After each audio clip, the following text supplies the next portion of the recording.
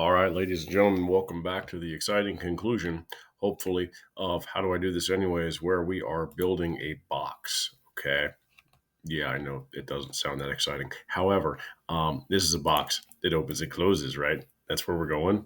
You got the hinge there that actually works, and we'll be able to like 3D print this hinge in place. Yeah, yeah. All right, cool. So, uh, to get here with the assembly model, we need to get here with the parts. And what you'll notice is the parts don't move so good. So, we are building our parts first in order to build we're building part to build parts to build assembly model. Bear with me. Um, Here we go. If you have not already gotten to this point where you have your gaps cut through here and they are cut all the way through, that can be a little bit of a fiasco. You want to make sure that they're cutting through your hinge parts, but they are not cutting through the pin. So where's my pin? Pin. Yeah, let's turn the visibility back on that thing. You see how the pin is not getting cut? Yeah, we want to make sure that you are in that boat. You want the pin all the way through there, and you want the little slices out. Now, if you find that you are cutting the pin, you need to adapt that extrusion that is your cut, that last one that we just did, and you need to unselect the pin from being part of what we cut. Okay, so what we're going to do right now is we are going to start making our hinge that looks like this into this, where we have to start cutting these parts off. And we also have to start joining them to the different parts. We have some of these joined to the bottom of the box, and some of them are going to be joined to the top of the box. Okay, so let's get moving. We are going to use our split tool, and we need to do a little bit of figuring first before we decide on where we're splitting and all that stuff. So I'm going to go ahead and I'm going to have this piece that's right here be attached to the top of the box as kind of an end. I'm going to have this piece be on the top, and then this piece right here also be on the top of the box. So that way, when you're looking at the top of the box, you see that, that, and that.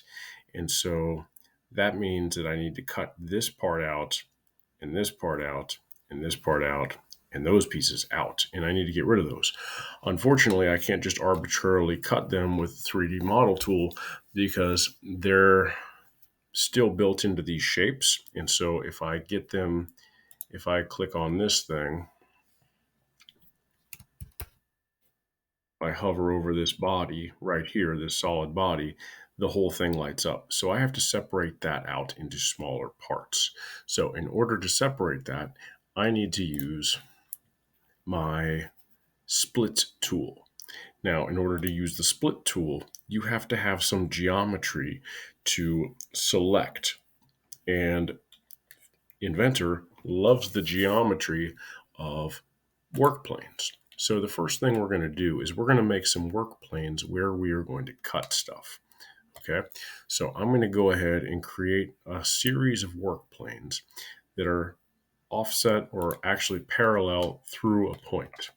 So I want them to be parallel to the side of the box here, but I want it to be through that point on the curve. Okay, because I want to cut out that material. Okay, let's go ahead and build another one.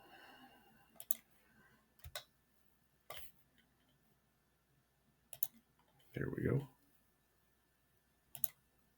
Click it twice to set it. Now we're going to go ahead and build another one. Again, parallel to plane through a point.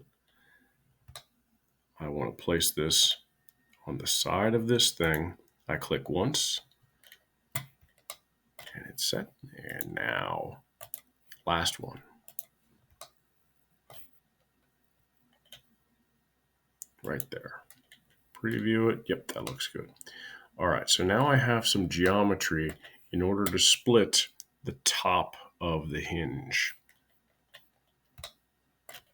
Okay, so in fact, I'm going to go ahead and turn the visibility off on the bottom of the hinge. And also, yeah, that should be good enough. So what I'm going to do now is I'm going to split this thing. I'm going to select the tool first that I'm going to select or the split with. And the first one I'm going to do is just this first one. And then I want to select solid selection, okay? Because I want that solid body split. Now I want to keep both sides, okay? That's the easiest way, and then you can just go through and delete parts later that you don't want. So for right now, I'm going to go ahead and keep all the sides. I'm going to click OK, but you want to keep an eye over here to what happens in my browser.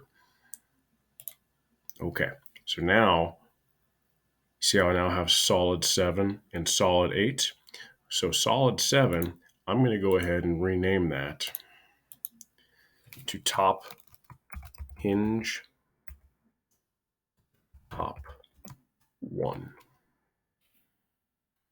And then solid 8, I don't need to rename that because it's just going to be cut by the next plane anyways. Okay, so now I'm going to go ahead and grab my split tool again. And I'm going to select the next plane. And then it says select solid. I can either come over here in the browser to select solid 8, or I can come over here and carefully click on it. And it's showing me a little red plane where it's going to cut it. And that looks good. I want to keep both sides. Click OK, and now I've got solid 9 in here in addition to solid 10. So I'm going to rename this one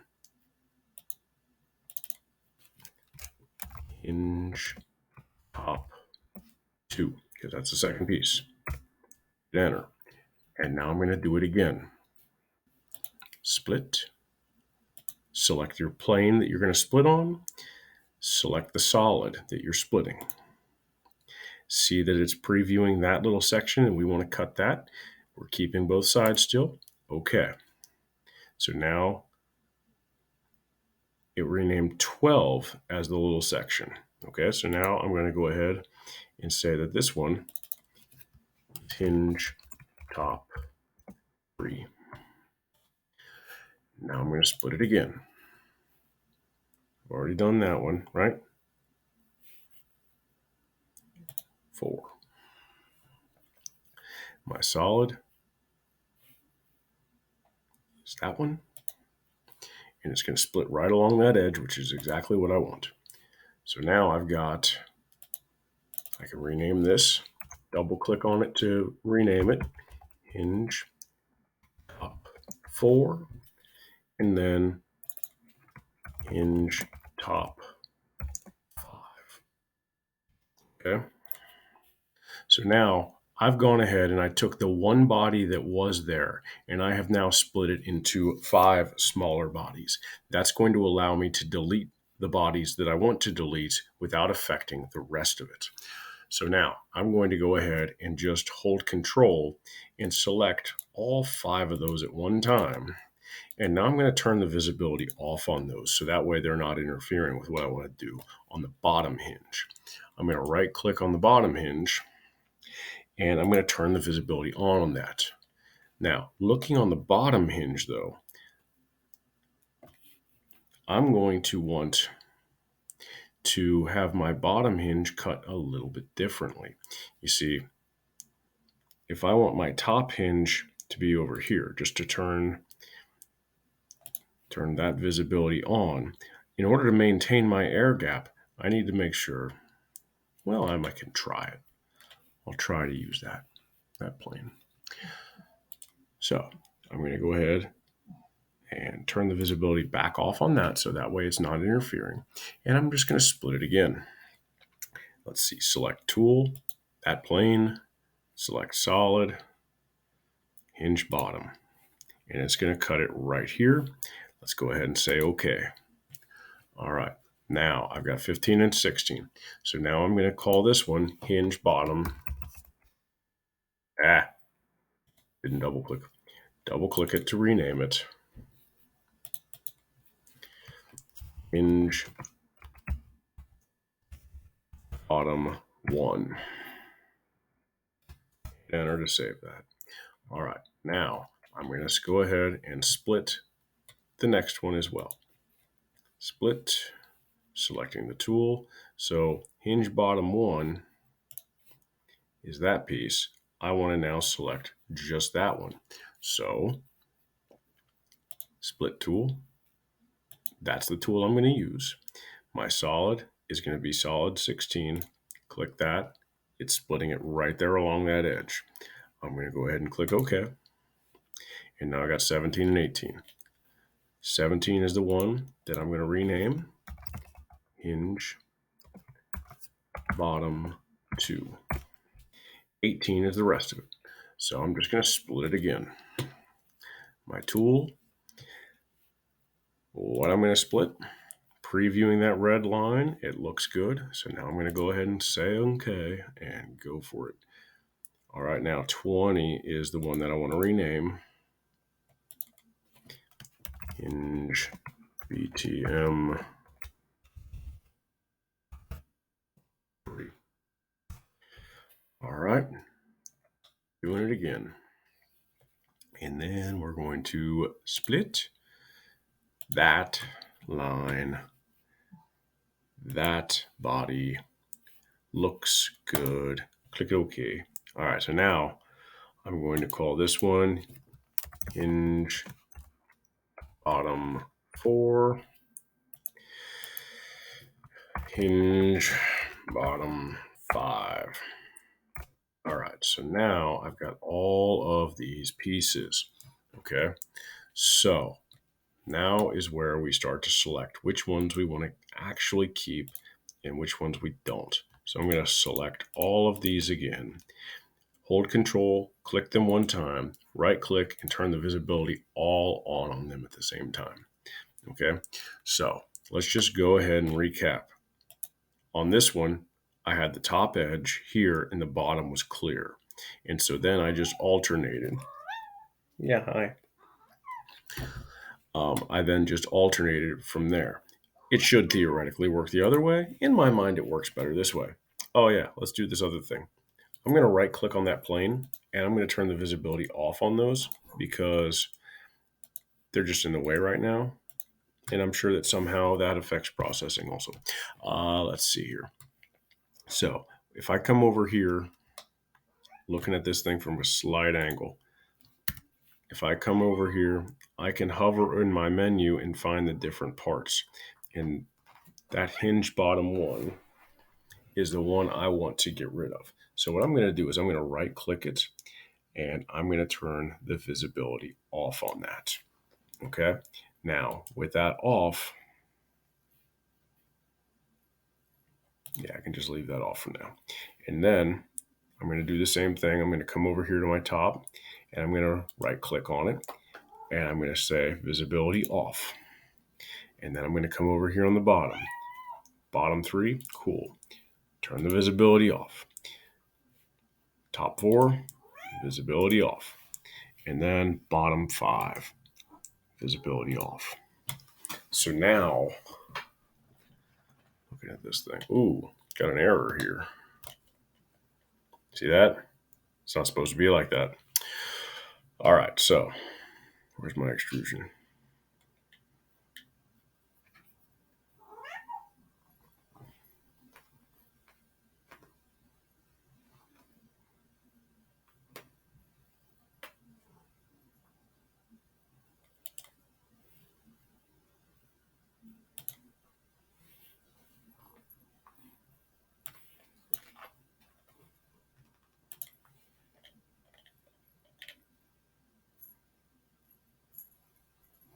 It's extrusion 1, extrusion 2, extrusion 3 is the one I want. So I'm going to right click that and say edit feature.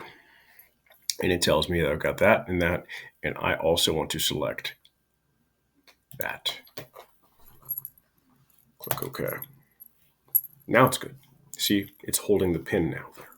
Okay, it is holding the pin here as well, and it is holding the pin on the other side. But if I look at this thing right here, in fact, let's just do a quick cross-sectional analysis of this. Inspect, cross-section. Don't bite me. Kitty, stop it. If I come over to the middle of this section and I click OK, what you can see is that there's an air gap around the pin, but it's still being held fast. I'm going to go ahead and make another cross section. Plane.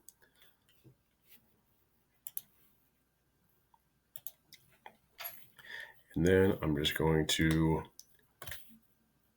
it doesn't matter, pull it into here. So that way it's in the middle of the top. And now click OK. And now you see how the pin is one with the hinge right there? Yeah, that's exactly how we want it. So now I'm going to go ahead and just delete both of those. I don't need them. All right, back to that. So we are now at this location where our hinge pin is there. It's held in the right spots. We got the bottom, we got the top. Now what we need to do is we actually need to combine the top with all of the hinge components for the top. So we're going to come into here with our 3D model tab, and I'm going to click just, stop it. I'm going to go ahead and click save for right now because we've done a lot of work just now and I don't want to lose it.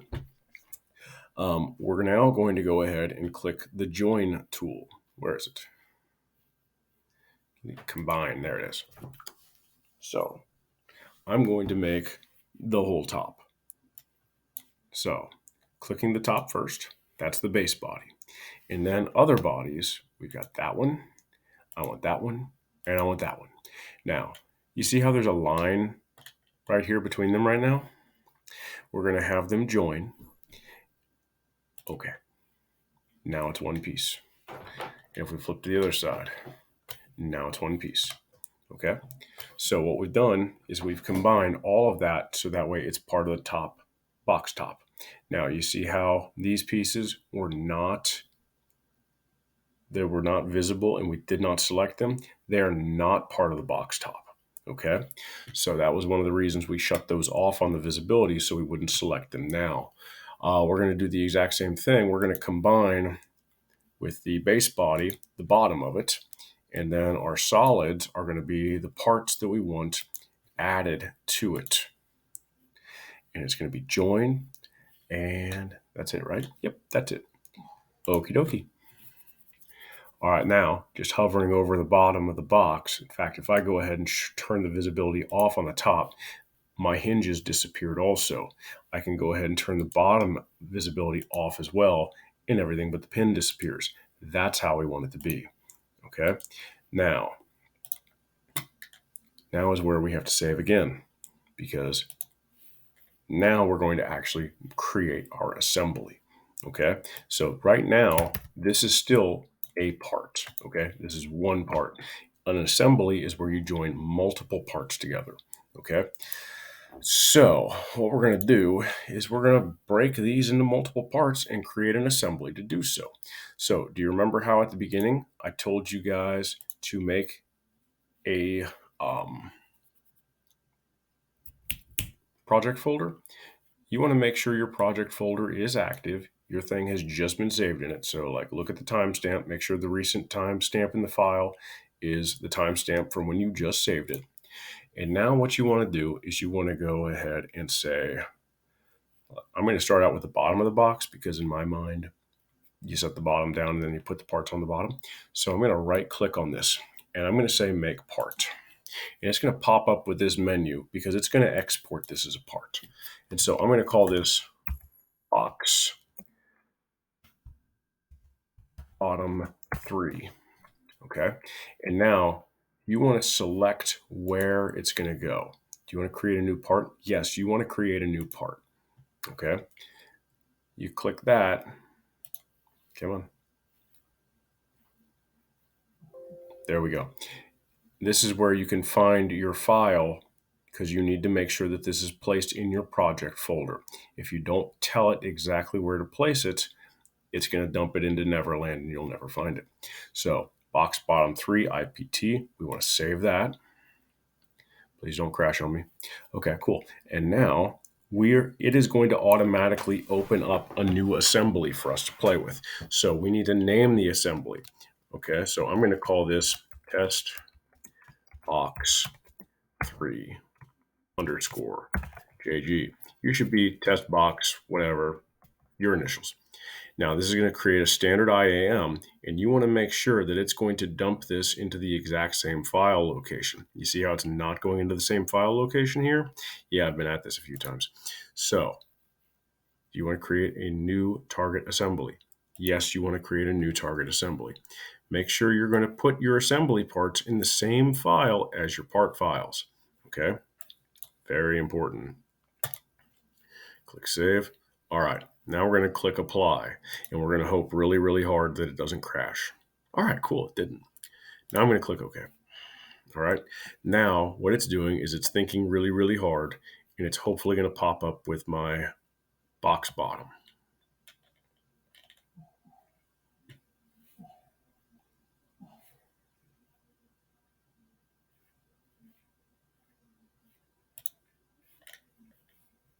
Why did you do that?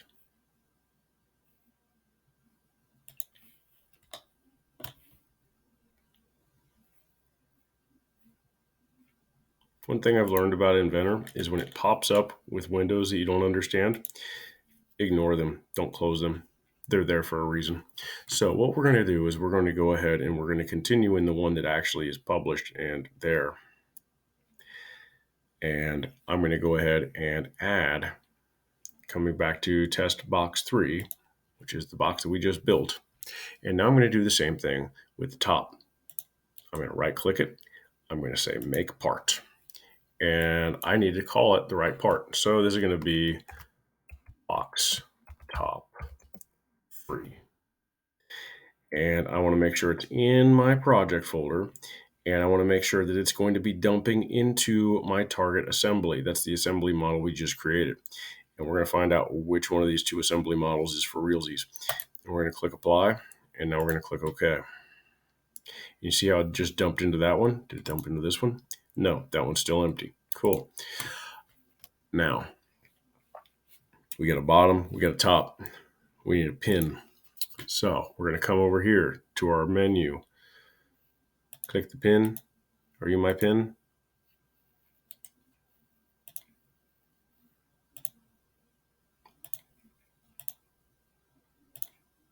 Yeah, I'm getting a little dot there. That tells me it's the right part. All right, so yeah, that was it. Right click on it, make part.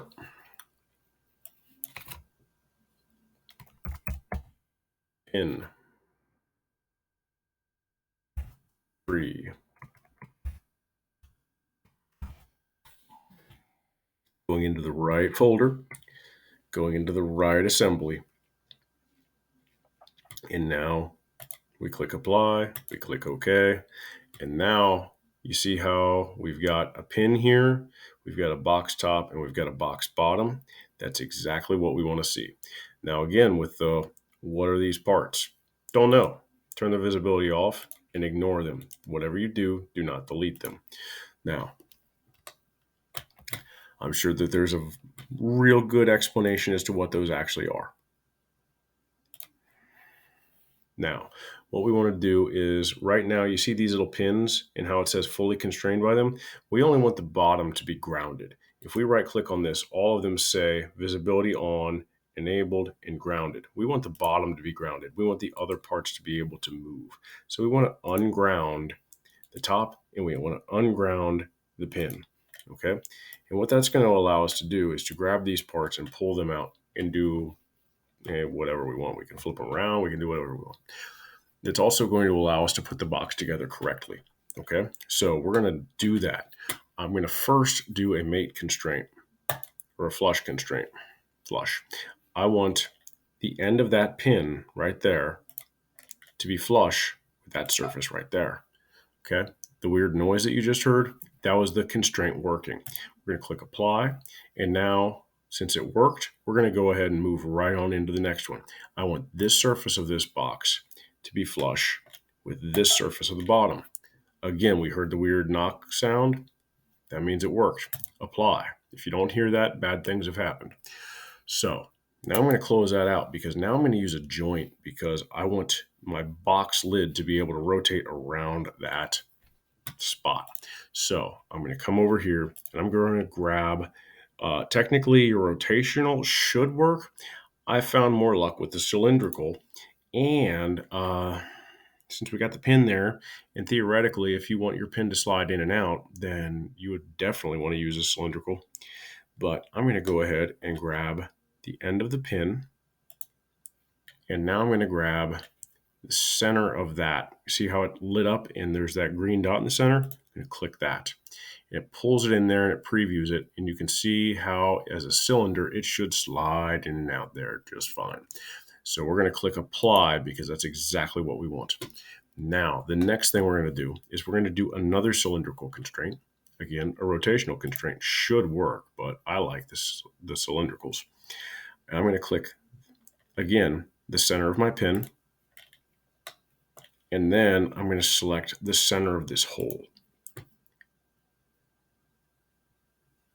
Okay, so I guess I selected the box instead. See how the pin's floating there in space? No, it's not. It was already constrained to the box. So now I can click cancel on this. And now you can see that the box will open and close. So from here on out, we can go ahead and do all of our stress tests that we feel like on this, and we will. So hopefully this has helped you assemble it, and in later videos, we will do those other tests. So if you have any questions, let me know. Otherwise, thanks.